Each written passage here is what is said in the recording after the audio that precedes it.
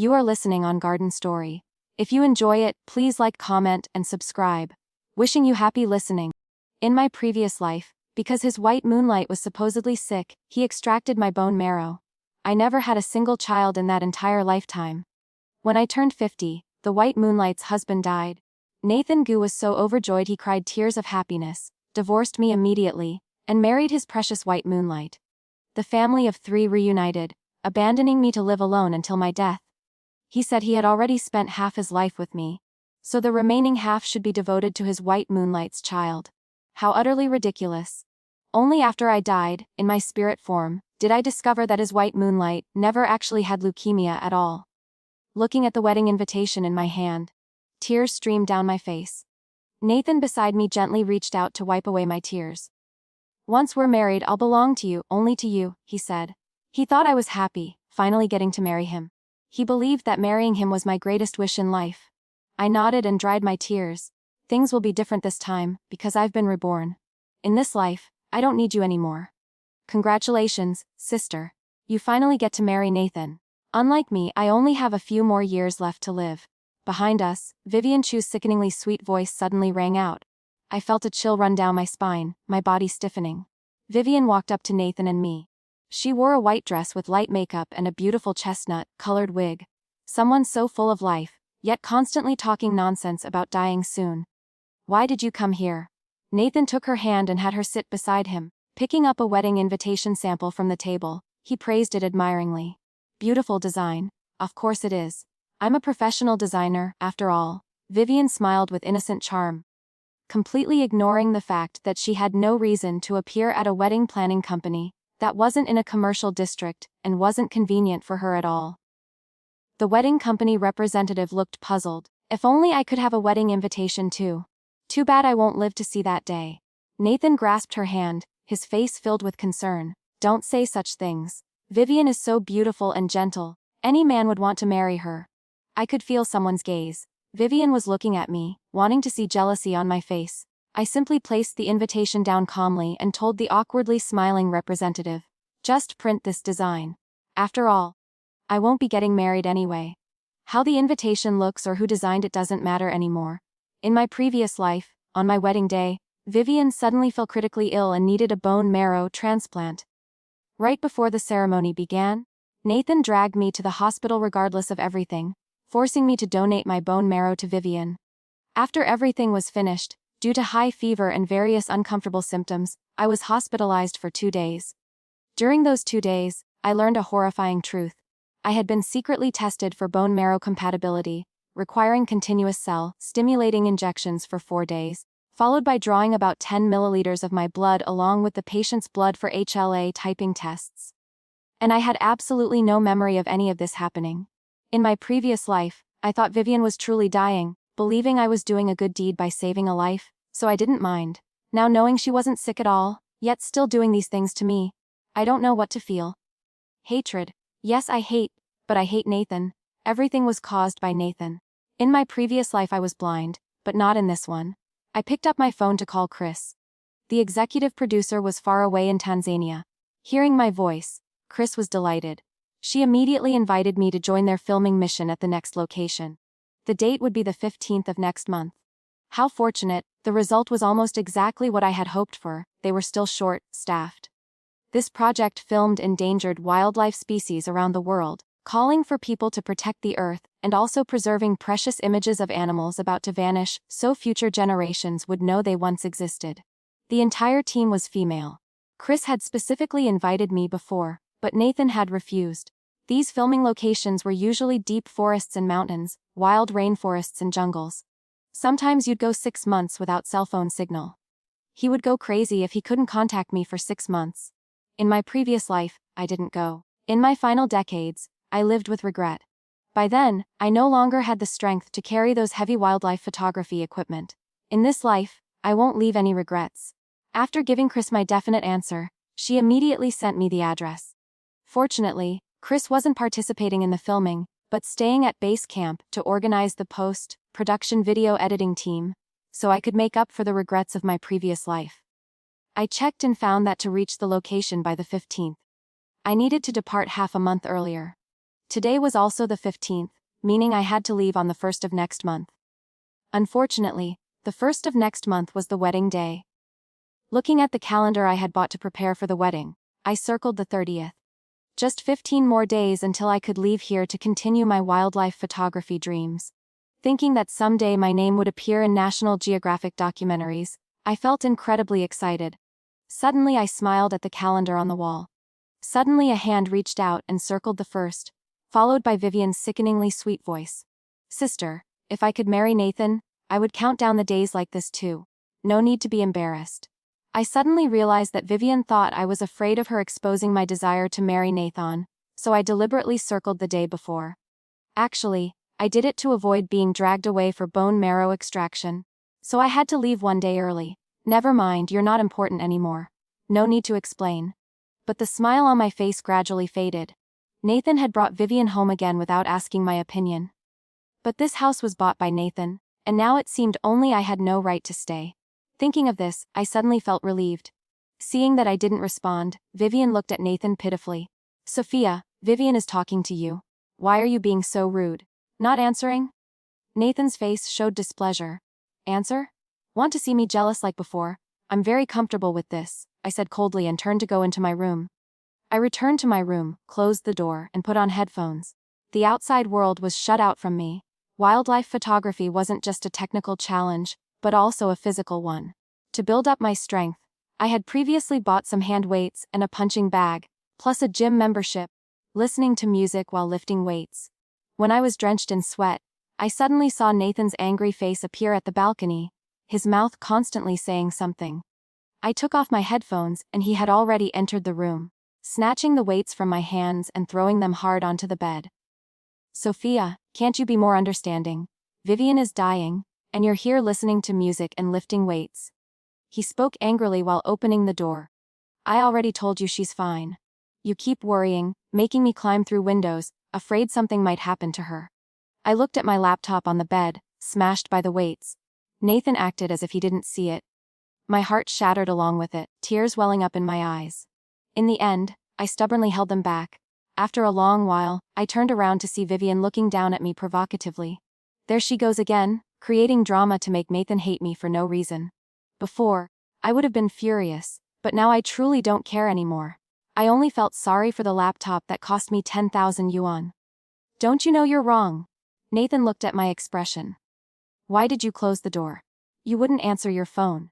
People would think you were committing suicide, making Vivian worry herself to death. Why would she worry about me? Even if she worried, she has leukemia, not heart disease that could kill her from worry. Besides, the leukemia is fake anyway. But I said nothing. I would wait until the very end when I leave to give Nathan a big gift. Why are you being so cold? Vivian cares about you. What's with this attitude?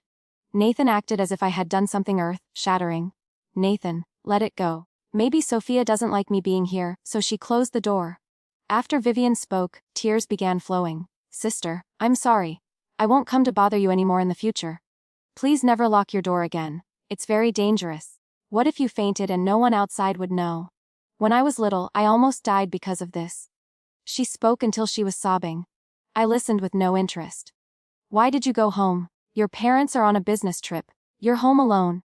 If something happens, who will take care of you? Nathan carefully wiped her tears. This is my house. If I say you can stay, you can stay. Having no interest in watching their ridiculous performance, I emotionlessly closed the door again, shutting them out.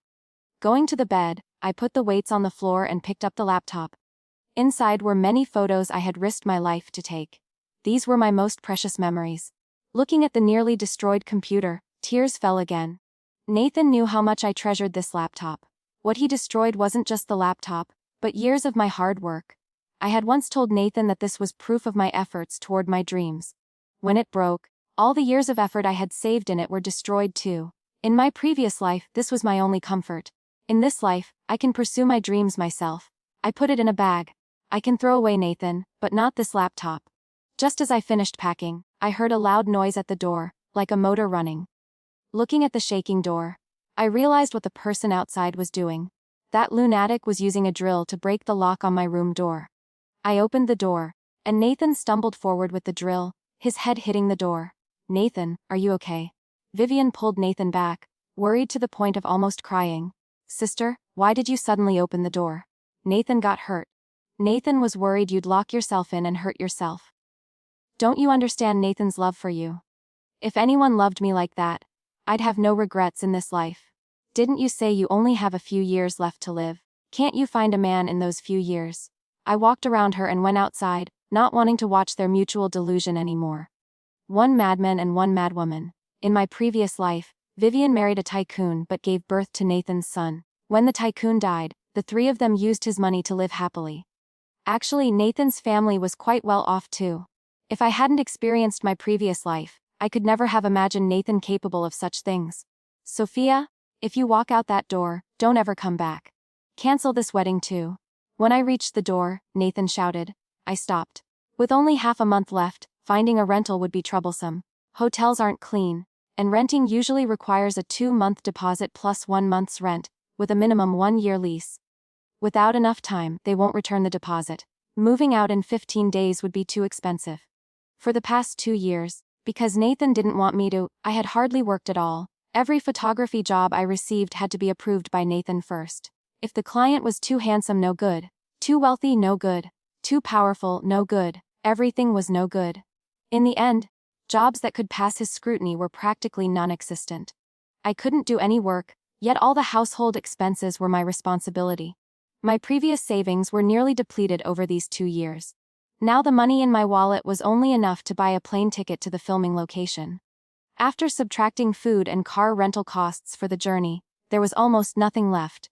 The film crew would cover expenses, but I had to wait until I arrived. I suddenly realized I had once earned 10,000 yuan for a single photo, but now I was desperately poor. Blind love is truly terrifying, giving up your career, being drained financially, being emotionally deceived, and being looked down upon in every way. Fortunately, Nathan had to keep himself pure for his white moonlight, so I wasn't physically exploited.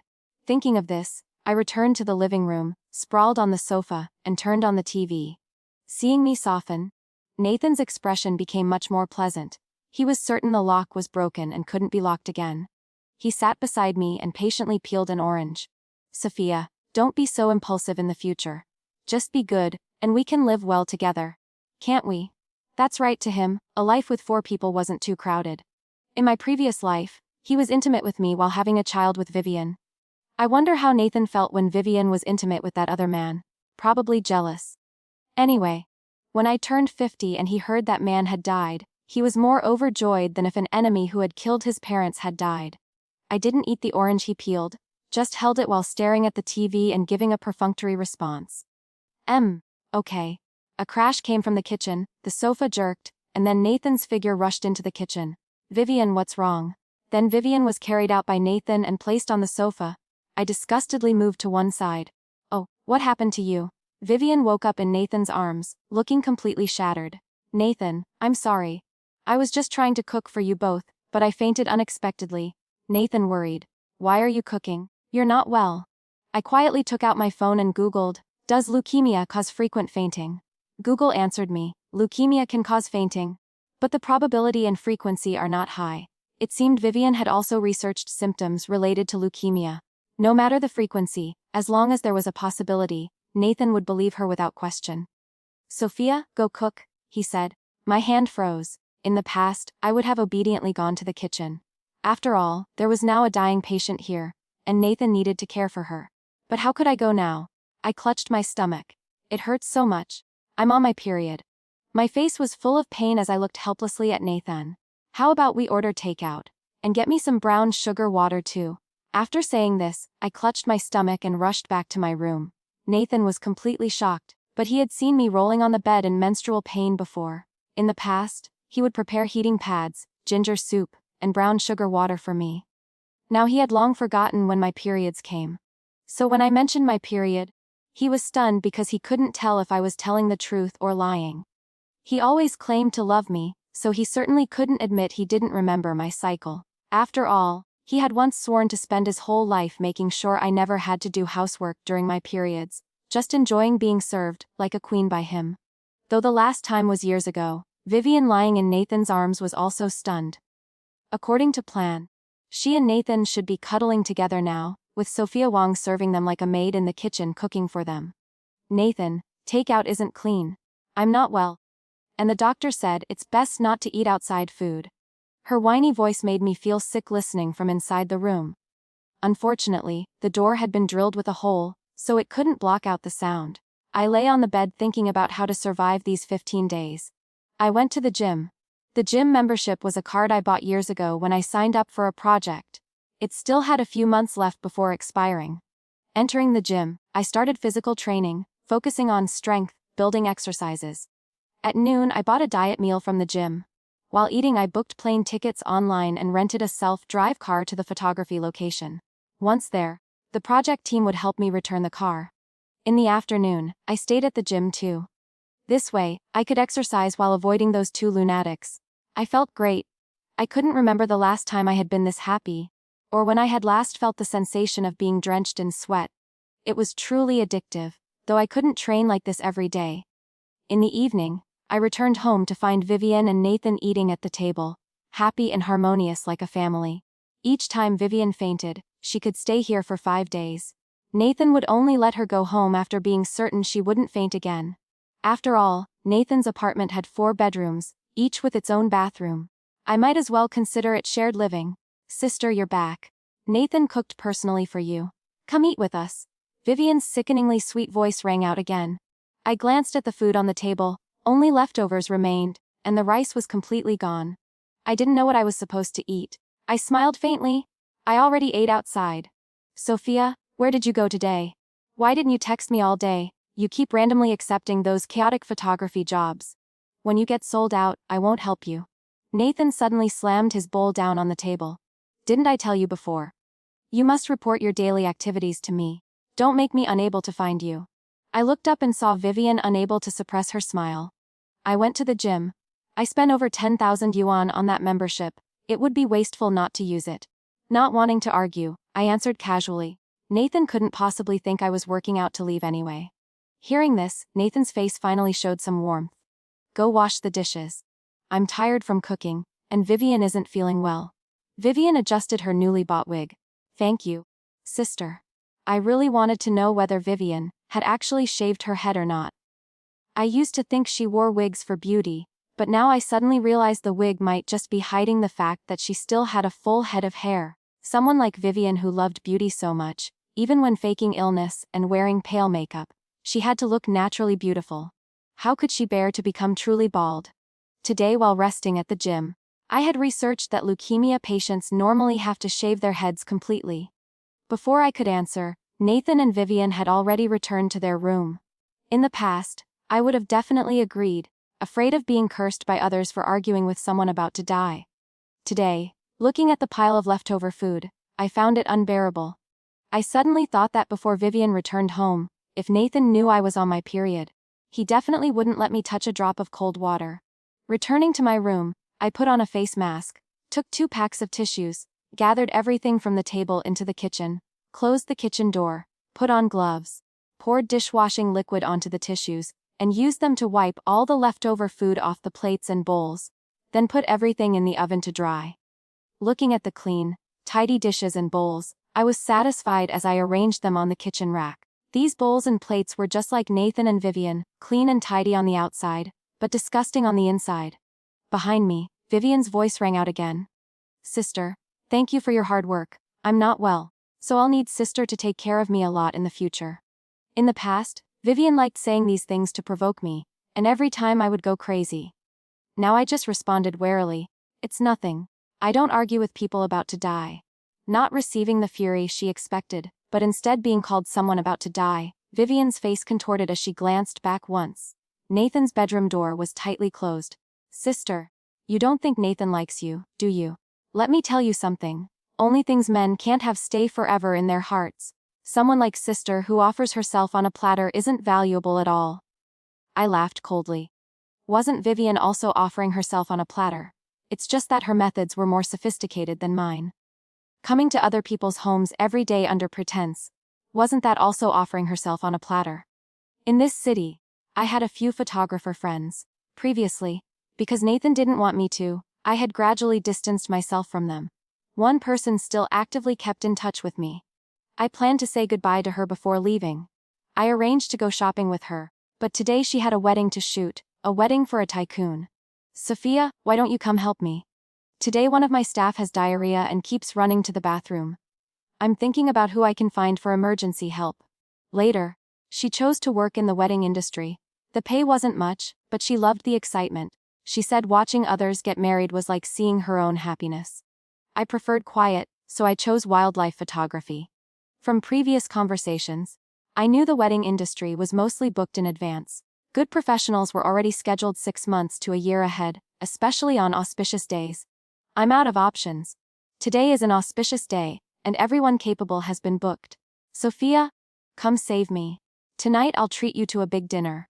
Her idea of a big dinner would definitely cost more than what she'd earned today. She wasn't someone who liked taking advantage of others. All right, Betty, send me the address. I'll come right away. Arriving at the venue, I learned what kind of tycoon this was, practically a prince of the capital's elite circles. Seeing me, Betty hugged me with tears in her eyes. Sophia, thank goodness you really came. You don't know, if I mess up today, I might as well quit this industry. The wedding venue was very lively and crowded. I initially planned to take guest photos, but Betty said, your skills are excellent. I absolutely want you to follow and photograph the bride and groom. The bride was beautiful, the groom had outstanding presence. They were perfectly matched, a heaven-made pair. Following them throughout, I barely needed much technique to capture magazine quality photos of this couple. The shooting process was delightful, and I was very satisfied with the results in the viewfinder. I suddenly understood what Betty meant by happiness. A couple in love getting married, with a wedding blessed by family, truly could make people feel happiness, as if you were getting married yourself. In my previous life, because of Vivian, I never had a complete wedding. It turned out weddings could be so joyful, no wonder everyone wants a dream wedding. Until I followed the bride and groom to the final table, I felt a gaze like ice, as if a sharp object was piercing my body. Turning around, I met Nathan's venomous stare, with Vivian standing beside him. Everyone at the table had brought their relatives, and he had brought Vivian. I was stunned for a moment, so shocked I nearly dropped the camera in my hands. Betty's camera was worth hundreds of thousands of yuan. The photos in the camera would determine her entire. Here is the English translation continuing from the previous section, maintaining all details and optimized for TTS career. I struggled to steady myself, not letting the camera fall. Fortunately, it was just the last table. Fortunately, Nathan didn't dare cause trouble in front of such an important figure. I took heavy steps following the bride and groom toward the backstage area. I thought I was no longer in pain, but knowing they were now openly together, I was still deeply hurt. Sophia, are you okay? Betty hurriedly took the camera from my hands and supported me. I'm so sorry, Sophia. I really didn't know that dog Nathan would also attend. He's truly not human. About to marry you, yet bringing another woman to a wedding, isn't that a slap in your face? This hypocrite wouldn't even let us get close to you, claiming jealousy, but turns out he's the one fooling around outside. Betty was extremely angry. I could no longer hear anything clearly. That night I stayed at Betty's house, not going out to party because I truly had no energy left. I suddenly discovered that my previous indifference still held some hope. A lifetime of emotions, can you really just throw them away so easily? With a bitter and suffocating heart, I told Betty about my upcoming photography trip. Oh Sophia, I knew you'd become a world-famous photographer someday. Go quickly. Absolutely don't linger. When you succeed, don't forget me. Betty just wanted to throw me straight into the rainforest immediately, to escape that bastard right away and become a world-renowned photographer. Our Sophia will be written into the history books. Someone like Nathan is not worthy. Betty comforted me endlessly, but my heart felt even more uncomfortable, thinking about how in my previous life I had trapped myself because of this man, living heavily for decades afterward. Betty, thank you. Thank you for always supporting me. In the final moments of my previous life, Betty still frequently visited me, constantly saying, "You old lady. You could have become someone brilliant and shining. Look at yourself now, confused until old age, losing both people and possessions, with no children either." Without Betty, I couldn't imagine how miserable the end of my previous life would have been. Nathan even felt that lowering himself to spend the years before I turned 50 with me was already a favor to me. That night at Betty's house, I called Chris again to ask if I could leave earlier. My rent had just expired, and renewing would be troublesome. Chris said I could leave early. They already had people helping the team prepare logistics. I cried tears of joy. Finally, I could get away from those two terrible people. After the phone call, Betty hugged me and sobbed. Sophia, it'll be so hard to see you in the future. I'll miss you so much. You must send me lots of your latest photos. I knew she wanted to go too, but she had parents and relatives who all loved her dearly. She was an only child and couldn't abandon everything to leave. I had nothing and nothing to worry about. In the future, whenever I reach a place with cell phone signal, I'll send you photos of the scenery, customs, and animals there. In the end, I had to comfort her for a long time before she calmed down. Leaving Betty's house, I sat on the bench downstairs to change my plane ticket. My joyful heart suddenly went cold. There were too few flights there, and they were all booked for these days. The earliest I could change to was 5 days later. I changed to 5 days later. Not wanting to return to see those two lunatics, I went to the gym again. What surprised me was that at the gym entrance, I saw Nathan and Vivian. The two seemed to be waiting for someone. Seeing me, Vivian showed another fake smile. Sister, you're here. Today Nathan was somewhat strange. He didn't scold me immediately. I had no intention of acknowledging them as relatives, walking straight into the gym to the front desk. Just as I was about to take out my card to swipe, the card was snatched away. Looking at my empty palm, I showed an expression like looking at an idiot. What's this? What kind of tantrum do you want to throw now? Nathan spoke self-righteously. Sophia, looking at how healthy you are, just let Vivian use this card. You spent 10,000 yuan on this card. It's wasteful anyway. When registering, the gym had said to promote transactions that it could be shared with relatives and friends. But why should I give it to her? I turned to look at the receptionist. She has leukemia. Do you dare let her in? If she dies here, can you handle it? The trainer, who was about to step forward and say it could be shared, hearing me speak, stepped back 2 steps and even winked at the receptionist. The receptionist awkwardly explained to Nathan, Sir, leukemia really isn't suitable for the gym. The gym is crowded with many bacteria, easy to get infected, making the condition worse. I silently praised the receptionist. She actually had knowledge about leukemia. If it weren't for the advertisement next to us saying it could be shared with relatives and friends, I guess the receptionist would have said it could only be used personally. Then let me use this card. You're free at home. What are you doing at the gym? Nathan's shameless words made me laugh out loud. It's precisely because I'm free that I come to the gym. Otherwise, do you want me to go to work? I mocked him. Nathan's expression immediately changed, as if provoked, his face turning red with anger. I had never seen him like this. He always maintained his dignity in public. Sophia, so you planned to seduce wealthy men with Betty. That's why you came to the gym, right? Nathan's words made me not want to explain such groundless accusations. I looked at Vivian. She smiled smugly. That's right, she understood this man, knew how to control him. How could he allow me to be with a man better than him? He thought I went to that wedding to seduce wealthy people. I already told you. That Betty woman is obviously no good, always flirting with married men. The people in the gym stared strangely at the 3 of us. Clearly Nathan and Vivian were the ones clinging to each other, while I stood opposite like an enemy. Such words always made people feel odd. The receptionist wisely bowed her head to do her work. The trainer also went to other members. I turned back to instruct the receptionist. This card was paid for with my own money. Don't let anyone else use my card, understood?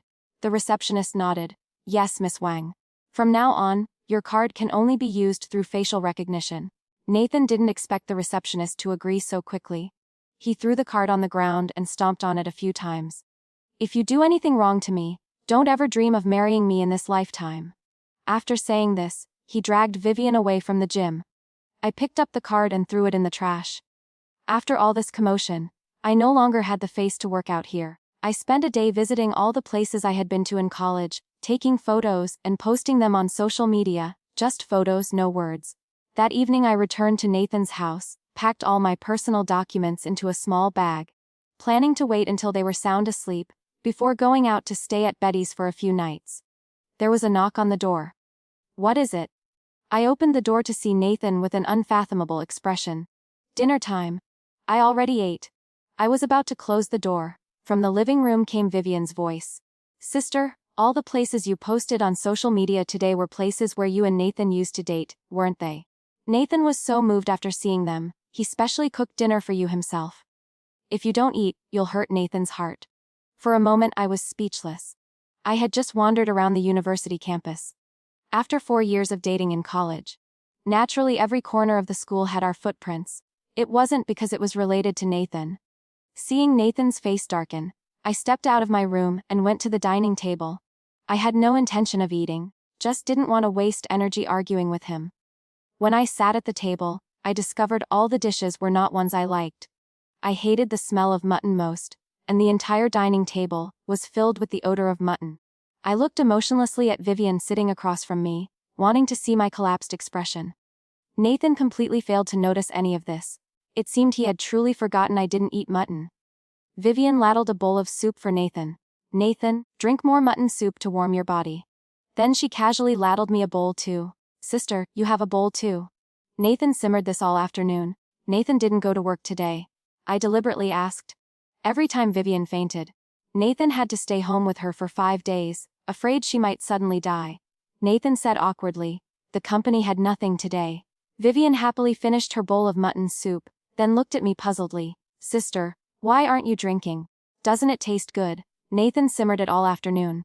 I ignored her, using my chopsticks to stir the rice in my bowl, lost in thought. Nathan also irritably put down his chopsticks. Sophia, I've been cooking all afternoon for you. What more do you want? I didn't give Vivian the gym card, so what are you still jealous about? These words snapped me back to reality. I was jealous. I clearly hadn't done anything. Why was I jealous again? Sophia, Nathan pampers you because he loves you. You and Nathan have nothing going on. What are you jealous about? Vivian whined. Hearing this almost made me vomit. You're overthinking. How could I be jealous of someone about to die? Hearing the words, about to die, Vivian gritted her teeth but didn't dare show it in front of Nathan. I watched her rich facial expressions turn into sobbing. I know I don't have much time left. But sister keeps saying it. Before finishing the sentence, she cried even harder. But for the past 2 years since you returned to the country, haven't you said every day that you won't live many more years? My voice was light and sharp. Vivian collapsed to the floor, fainting. Great, now she has to stay here another 5 days. I wondered if it hurt each time she fell like this. I didn't have that kind of courage anyway. Seeing Vivian faint, Nathan was completely worried. Sophia. His voice was very loud. Then he carried Vivian to the hospital. I also followed Nathan into the car. I wanted to see exactly which doctor was treating her. To be able to deceive people every time, there must be an inside accomplice at the hospital. Seeing the doctor, I was stunned. This doctor had eyes and eyebrows almost identical to Vivian's son from my previous life. I had wondered before why Vivian brought her son around in front of me. I suspected he wasn't Nathan's son. Turns out Nathan wasn't the real father. Counting down 4 days, I took my documents to Betty's house. Betty specially gave me a key, if she was busy at work and couldn't get back in time. I should open the door myself and get my things. Looking at the key, my heart softened. I planned to stay at Betty's for a few days, but thinking of Nathan's crazy nature, if he forced me to return and wouldn't let me go out, I'd miss the opportunity to go abroad. In the end, I still returned to Nathan's house. After all, it was just watching a show, he wouldn't sleep with me anyway. After knowing that in my previous life he had raised another man's child his whole life, I suddenly felt relieved. He didn't benefit from it either. I stayed home for a day. Nathan and Vivian weren't home. Needless to think, they were definitely at the hospital. I took the opportunity to destroy all my personal belongings. For clothes, I only kept the outfits I planned to take, throwing away the rest. Other things Nathan had given me, love letters he had written me, and such things. I was embarrassed to put them in the trash, so I threw everything into the storage room, then bought several cans of black spray paint, and painted everything black. Everything turned black. Even this house would be covered with a layer of black paint when I left. And finally I'd use several bottles of super glue to seal both the door and locks. Counting down 3 days, I packed clothes to take to Betty's house, leaving only the clothes I was wearing and pajamas. Then I went to high school. The high school had changed a lot. I took a few photos to post on social media. Vivian liked my post and commented, "Sister is so happy, able to go everywhere. I can only lie in a hospital bed." I didn't care and had no mind to look at her posts. I knew she had posted many things for only me to see, but I wouldn't look anymore. She commented here just to remind me to look at her posts. Very quickly, Nathan replied to her. What's there to be jealous of? Next time I'll take you. Vivian? Thank you, Nathan. Nathan is so good. Nathan. You're just realizing I'm good today. I paid no attention to their ridiculous antics. They were clearly face to face yet still performing on my social media. Just as I was preparing to leave high school, I received a call from Nathan. Still at school. About to leave. Wait a bit, I'll come pick you up. Thinking I could save some taxi money, I had to go. Now I was desperately poor, I couldn't waste free transportation. I sat at the school gate, looking up at the sky absent-mindedly. When a car stopped in front of me, I saw Nathan stick his head out of the car. Get in. I walked around to the passenger seat, my hand reaching out mid-air froze. Vivian smiled at me. Hello, sister. Nathan heard I also wanted to visit here, so he brought me along. Please be our tour guide. Thank you, sister. How thick-skinned. Just considerate payment for the ride to avoid trouble. Today was almost over, just 2 more days. I'd endure until I got on the plane, then everything would pass. The car drove straight into the school. Nathan spent the entire journey, seriously introducing to Vivian every brick and tree on campus. I'm so envious of sister. You two not only went to college together, but also high school together.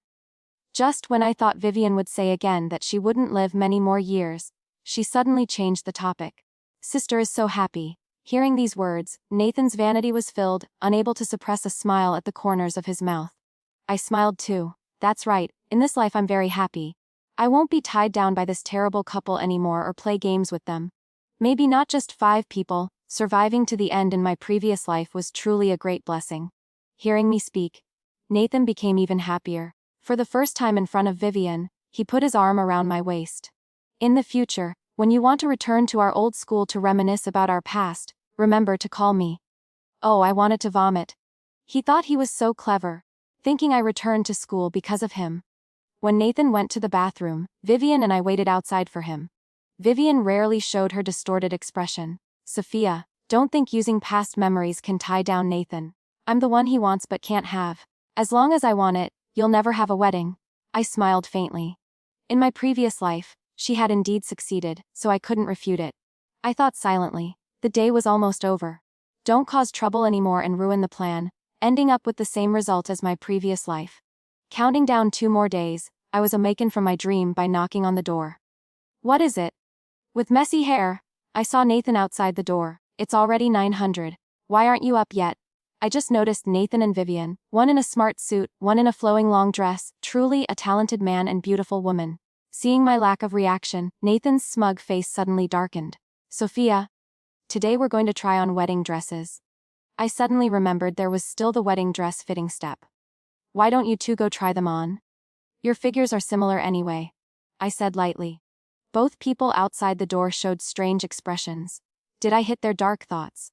How can your wedding dress be tried on by someone else? Nathan was somewhat annoyed, tugging at his tie. Give me 10 minutes. His commanding tone brooked no refusal. I knew that if I objected now, I'd receive what was called punishment. Other things didn't matter. I was just afraid he wouldn't let me go out when time was so close. I took 5 minutes to get dressed and come out. Vivian looked at me as if wanting to drill holes through my body. What are you looking at? Want to try on dresses? Try them on freely later. I have no objection. Just don't suddenly fall critically ill and force me to donate bone marrow. Vivian's expression stiffened. Sister, don't you like Nathan anymore? I was about to say something when Nathan had driven up beside us. I got into the back seat. For the first time, Vivian also got into the back seat. I disgustedly pulled away to create distance, leaning against the door to look at the scenery outside. Then I received a text from Vivian. Sister? Do you really not like Nathan anymore? I ignored her, she had too many schemes. I wouldn't tell her the truth. I never thought she liked Nathan. If she really liked him, how could she be with so many other men? If she really loved Nathan, why didn't she have children with him? She just liked stealing things, like a child. Stolen goods were the best. Seeing that I ignored her, Vivian also closed her eyes to sleep. Arriving at the store, Vivian indeed saw the first dress and said, "The dress is so beautiful, can I try it on?" Nathan glanced at me. I smiled at the staff. Help her put it on. Hearing my response, Nathan's mouth twitched. You agree to let Vivian try it, I'll try on the suit too, to see how the coordination looks. I didn't answer him, urging him to try on clothes. Hearing about coordination effects, his eyes lit up. When Nathan finished changing into the suit, Vivian still hadn't come out. Nathan was very excited, as if his bride was about to appear. Indeed, things you can't have are the most stimulating. The dress was very beautiful, making Vivian glow. Nathan stared intently. I told the staff to quickly take some photos for them to confirm the effect. The staff had never seen such a weak legal wife. They looked at me with both anger and hatred on my behalf. Vivian and Nathan were very satisfied with the images, having the staff take many more photos. Only after they were tired did they remember me. Sister, I'm sorry. I was so happy I forgot. The staff beside glared at her. Couldn't she see the person clearly didn't want to pay attention? I smiled slightly. Being happy is good. If you're not happy anymore, you'll die. I turned to explain to the staff. My sister has leukemia and could die at any moment, so please don't make her angry. The staff, who had been enthusiastic moments before, immediately stepped back several paces as if seeing a plague. Sophia, why are you saying such unlucky things on a happy day? Nathan's face darkened as he immediately shouted at me. I waved my hand helplessly and sighed. I know. Only she can mention her dying, I can't mention it. How are the wedding outfits? If you're satisfied, let's go with them. I changed the subject. Nathan looked at me puzzled. Aren't you going to try them? I laughed. They're dirty now. I won't touch them. I'm on my period with heavy bleeding. If I try them and stain the dress, we won't have a wedding if we need to remake it. This explanation made Nathan breathe a sigh of relief. Then let's take this set. For the subsequent bridesmaid dresses, I also let Vivian try them all. Vivian's gaze toward me became increasingly strange, changing from smug hatred to scrutiny and suspicion. Her pride in stealing things also disappeared immediately. Indeed, she didn't love Nathan, she just liked stealing my things. On the final countdown day, I woke up feeling extremely relaxed. I put my pajamas and personal items into a small bag and left the house. Nathan and Vivian weren't home. I texted Betty, who wasn't home either but told me to go by myself. I left my things at her place but felt lonely being alone. Over the years, I had cut off all relationships myself. Going downstairs, a red sports car stopped in front of me. Sophia. The person in the car was Betty. My heart warmed. When I called earlier, she was clearly at a wedding venue. I could clearly hear wedding rehearsal sounds there. Doesn't this affect your work? How could it not? My original plan was to find you for dinner today. It's still early, let's go shopping. Betty smiled brightly. I got in the car, and the convertible drove straight to the city's largest shopping center. The sports car indeed had a high turn-around rate. Many people greeted us along the way. I originally bought this car for brides to use, but later found they all had their own cars. Now I use it alone. I knew Betty was worried I'd criticize her. Previously, the reason Nathan didn't want me to associate with her was that she was too flashy and liked attracting attention. Obviously, when flowers bloom fully, butterflies naturally come. He deliberately twisted it into attracting attention, with malicious intent. I like it. When I stop traveling around in the future, I'll also buy a car like this and live a free and unrestrained life. I spread my arms to embrace the sunlight. Seeing my action, Betty felt relieved. I was afraid you'd fall blindly in love again and give up this opportunity. Her suspicion wasn't unreasonable. This wasn't the first time, it had happened many times before. It won't happen. This time is different from before. I've experienced another life that's deeply engraved in my memory, a failed life. Good. You absolutely must not look back. That kind of man isn't worthy. Betty said all kinds of things while helping me buy many windbreakers, waterproof clothing, hats, gloves, and other protective gear for outdoor activities. In the end, I could only treat her to a lavish meal. My budget was only 1,000 yuan.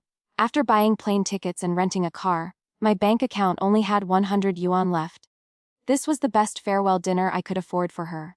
It was also a private restaurant we used to frequent before. The food was rich with authentic flavors. In previous years, we always went in groups, but now there were just 2 of us. When we arrived, there happened to be one last table available. How lucky. Betty couldn't help but sigh. Before, we always had to wait half a day for a table. We had just entered when someone called out to us. Sister. It was Vivian's voice. She always used that sickeningly sweet voice to disgust me. No need to think, she was dining with Nathan again. I pretended not to hear and went inside with Betty. Unexpectedly, Vivian followed us. Are you 2 also dining? Let's share a table. Betty looked at her with displeasure. Who are you? Who wants to share a table with you? Since today's farewell dinner was just for her, she was certain this person had no good relationship with me. From her voice alone, you could tell she was a certain type. When she saw Nathan, She immediately became angry. You two can wait in line. Sophia, let's eat together. I was just looking for you to have dinner. Nathan stepped forward to pull my hand, but I skillfully avoided him. Coming to the restaurant, and only then saying he was looking for me for dinner, he couldn't even bother to make up a believable lie. Betty was somewhat afraid seeing Nathan. She always felt this person had a dark nature. I thought for a moment. It was the last day, don't cause any incidents, so I agreed. Let's eat together. Sitting at the table, I looked at Nathan. Nathan is paying today, right? Normally when it was just the two of us, Nathan wouldn't actively pay, but with Vivian here, he certainly wouldn't refuse. I didn't want my last bit of money to be spent on these two lunatics. Of course, I'm the man, so naturally I'll pay. Getting this answer, I kicked Betty under the table. Betty reacted quickly, grabbing the menu and choosing the most expensive dishes. This place wasn't cheap at all. The most expensive dishes were over 1,000 yuan, hundreds were normal, and the cheapest were tens of yuan. But dishes costing tens of yuan were very rare, yet the flavors were incredibly delicious with excellent ingredients. You had to queue every time you came. We only came on special occasions to satisfy our cravings. Braised abalone with ribs, caviar sushi, beef in sauce, sweet and sour ribs, fried abalone with ginger and scallions, drunken flower crab, grilled lobster with cheese. Betty hadn't finished speaking when Vivian cleverly interrupted. There are only 4 of us, that's enough. Nathan's face had lost its smile. Seeing he couldn't smile anymore, I felt secretly delighted. How is that enough? The portions here are very small. I alone can eat 4 dishes, and Sophia can eat 4 dishes too between 2 people. We'd finish everything. Betty ignored Vivian's opinion. She understood Nathan's pride too well, so she ordered 4 more dishes, then reluctantly said to Nathan, Boss Goo. Originally I planned to order the most expensive dishes, but thinking we might eat too much, I'm only ordering regular dishes. Can you handle it? If you're not satisfied, we can change to the most expensive ones instead. Looking at Nathan's forced smile, I burst out laughing. This meal won't cost less than 5,000 yuan. Vivian angrily glared at Betty. You really don't know how to live frugally. Betty looked at her arrogant expression and scratched her head. I'm the one earning money. Frugal living is for people who don't want to earn money and only want to save. After saying this, Nathan had nothing left to say. Betty and I also ordered fruit juices, everything falling into silence. I'm staying at Betty's tonight. As the meal was ending, I said to Nathan, after tonight, I'll be on the plane. Nothing from the past matters anymore. Nathan slammed his bowl down on the table and dragged Vivian outside. Betty hurriedly called the waiter, quickly telling them to make that man pay. He invited us. If you let him run away, we won't pay. Her voice was very loud. The waiter hurriedly followed. This table cost a lot of money. After saying this, she laughed until she nearly fell over. After all these years, I finally scammed that dog once. He won't let you work but still spends your money. What a worthless piece of trash. Bringing his mistress around showing off in front of his legal wife. I don't know what goes through his head. When she said the first sentence, I felt the unusual gazes of people around us. By the time Betty finished speaking, everyone bowed their heads, pretending not to hear, but couldn't help stealing glances at me. Stealing glances at me, a deceived person. After being reborn, I had thought everything through. He didn't think she was a mistress. He just thought he was caring for a sick person. He was so noble, he wasn't cheating. Both women were under his protection, giving him a great sense of accomplishment. Vivian catered to him from beginning to end, making him very satisfied. Compared to me, I was somewhat rebellious and needed careful discipline. At the very end, Betty drove her red convertible sports car to the airport. Sophia, when you're rich and successful in the future, don't forget me. I laughed helplessly. Betty was the only daughter of a wealthy family. Even if I became a world-famous photographer, I could never be richer than her. Keep in touch frequently. Tears streamed from the corners of her eyes, her phone constantly ringing with people urging her. I told her to go back to work first, but she still waited until my boarding time before leaving. I knew she was afraid I'd change my mind before boarding the plane. The worry in her eyes couldn't be hidden. She was just short of telling me directly, you absolutely must not turn back. Betty wasn't someone who liked using profanity, but when mentioning Nathan, he became, that dog. Vulgar words just poured out. Boarding the plane, a message from Nathan appeared on my phone.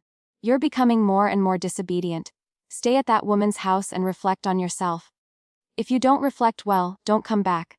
How ridiculous. He was clearly home every day yet never noticed my wardrobe was empty. That the storage room couldn't be opened anymore. It could only be said that caring for Vivian had left him no mind to pay attention to anything else. I replied with one word, fine. I took the SIM card out of my phone, inserted a new one I had bought, sent Betty a message, and blocked both Nathan's and Vivian's phone numbers and social media accounts.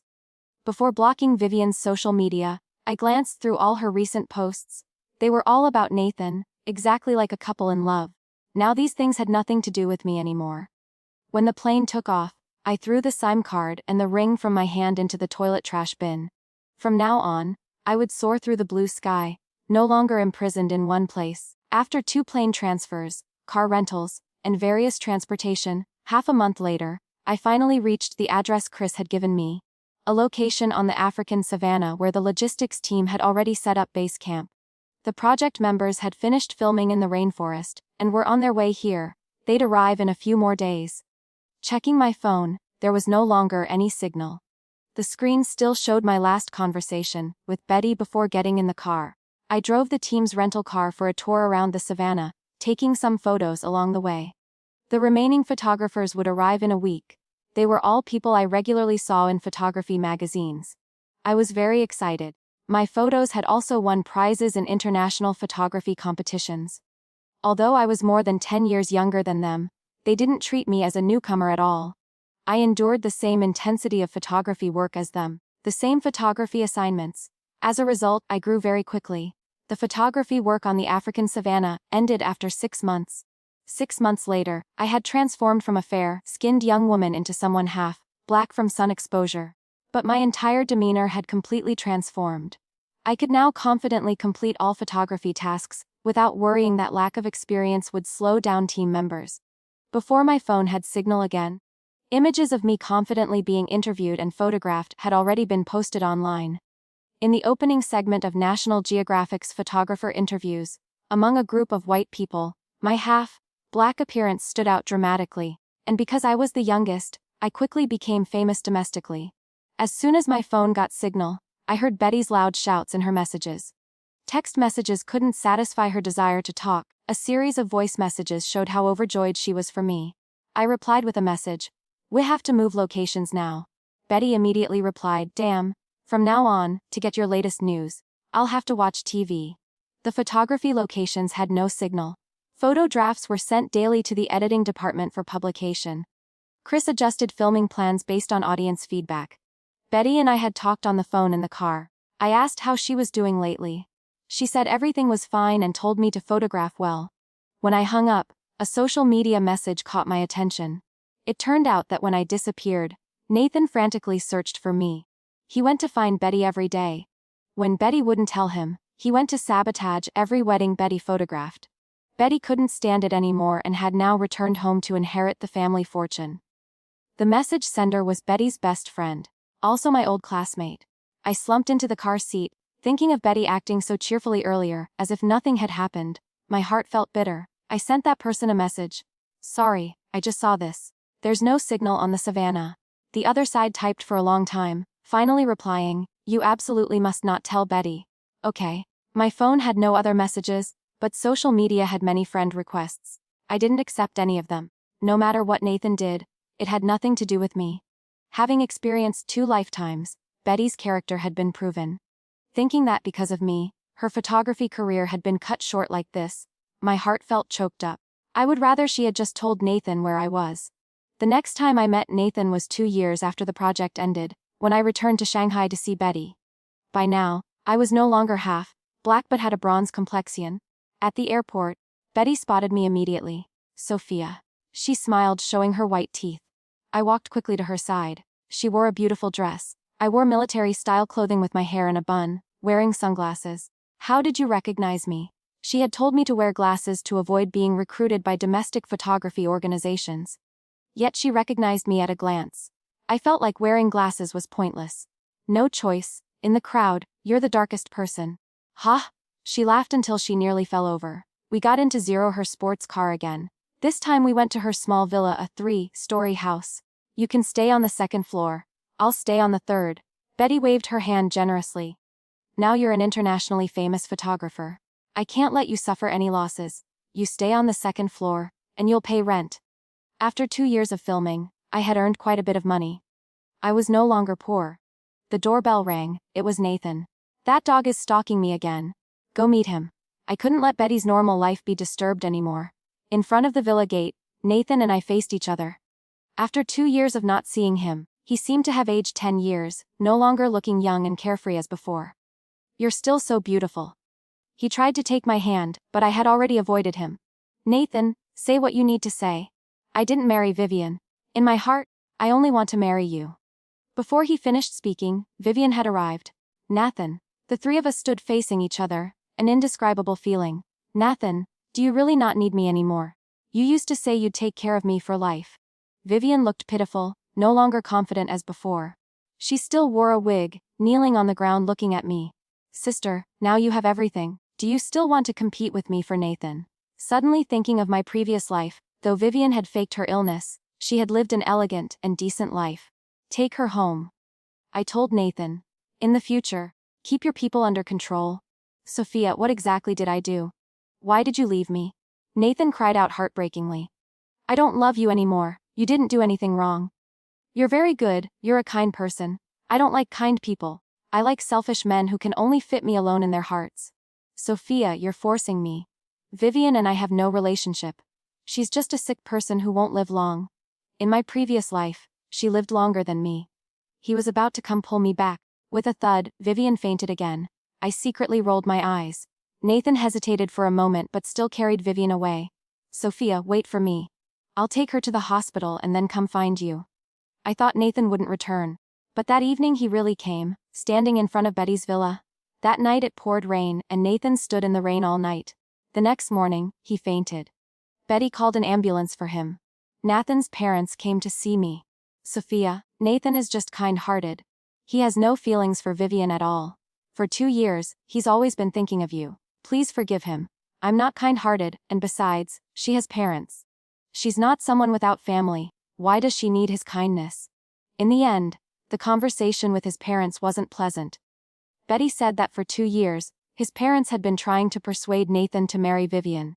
The Gu family and Chu family were well matched, but Nathan refused. He's truly a lunatic, Betty said, grinding her teeth in anger. I feel the same way. A day later, Nathan stood in front of Betty's villa again, this time with reporters, kneeling before the villa and begging Betty to return his wife.